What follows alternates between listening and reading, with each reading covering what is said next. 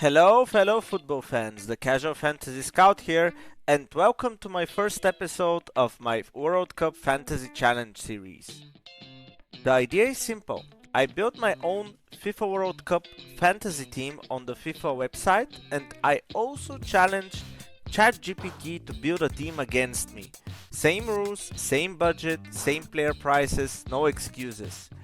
I have sent ChatGPT the official player prizes, the scoring rules, and the round 1 fixture order, and then asked it to create a squad with only one goal: beat me.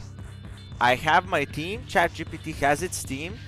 I still don't know who he picked, but in this video we're going to reveal my squad, the AI squad, compare it to mine, and then we are starting the challenge. So the real question is, can a casual fan like me beat ChatGPT at the World Cup Fantasy? Or is ChatGPT about to embarrass me even before the tournament starts? So let's find out. So let's start with my team. In goal, I have Gregor Kobel from Switzerland. I think their group is really nice. The game against Qatar can be tricky, but still, Kobel is a solid goalkeeper with good defenders in front of him, so I really like that. Then, my second goalkeeper is the Turkish goalkeeper, Çakır. Their game is a bit difficult against Austria, but I still think he can make a lot of saves. I mean, he's going to be my reserve goalkeeper. Kobel is the main one. And then the defenders. So, in defense, I have Virgil van Dijk. I like their matchup against Japan. It's not gonna be easy, but I still think Van Dijk can do well, and he's always a threat on set pieces. Then I didn't know actually that he's going to be a defender, but I have Joshua Kimmich, a player that I really like. I think he will do really good for Germany in the World Cup. So not only think about the first game, but in the tournament as well. Then the next one, I have one of the best left backs in the world right now, Nuno Mendes, from PSG or from Portugal. I don't think I need to explain that much about him. Then I have an interesting pick, let's say. I have the Cypher from Brighton or from Belgium. He's actually a good scorer. He's typically somebody who plays for Belgium. He's sometimes on set pieces, so I think he can score good. And their matchup against Egypt is nice in my opinion. And then the last one is actually a bit of a budget pick. It's Kufal from Czech Republic. He's also sometimes has been on set pieces, and for that price, I think he's a good player. Their matchup against Korea is also really favorable. It's going to be difficult, but I don't think it's that bad. Okay, so then in midfield, this was actually really tough. It was really tough to pick, but I have the players I think are going to be really impactful. And we are going to start with Luis Diaz from Colombia. Typically, Diaz is a player that performs at the pressure games, and their matchup also against Uzbekistan is one of the matchups I think is going to be not that hard for Colombia. Okay, then maybe one of my favorite players right now, Michael Olise. I think when he gets the ball, he's amazing. So he's always a big threat, and throughout the World Cup, I think he's going to be one of the best players.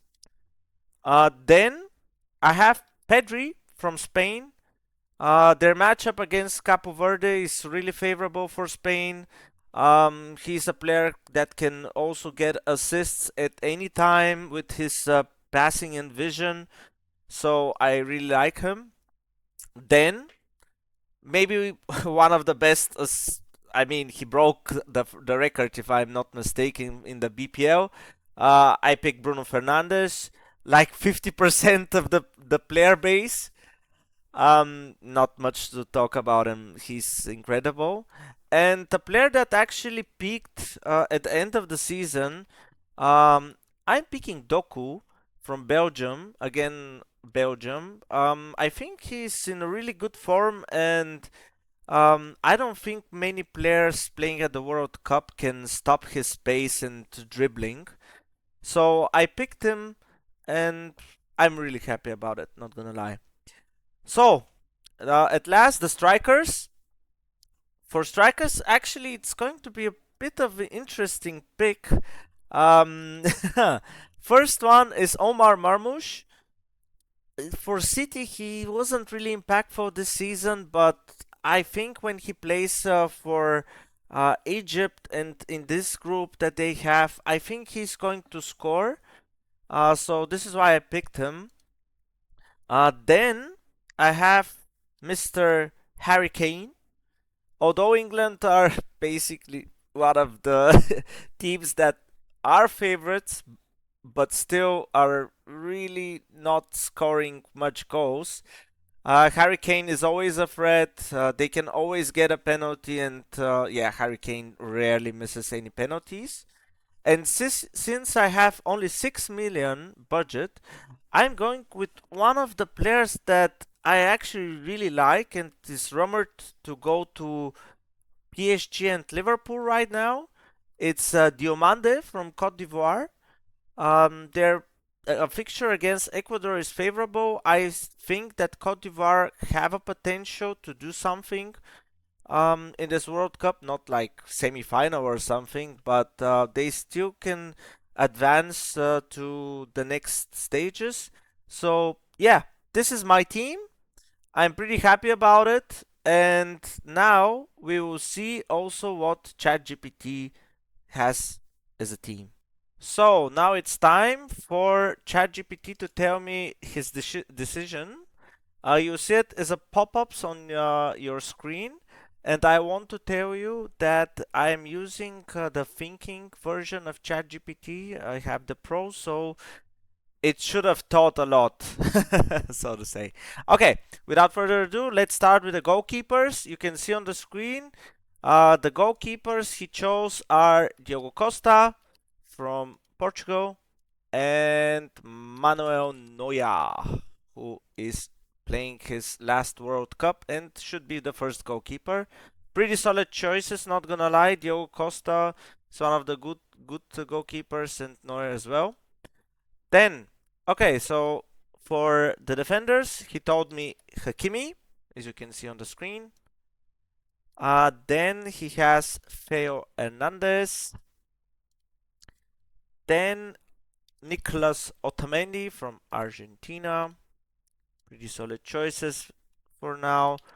Robinson from the USA. I actually thought about him as well. Had him in my first draft, but then changed him to get some money for other players. And he actually said Hincapie first, but then he, when I asked him if that's his final team, he said that he wanted Estupinian. So Estupinian it is.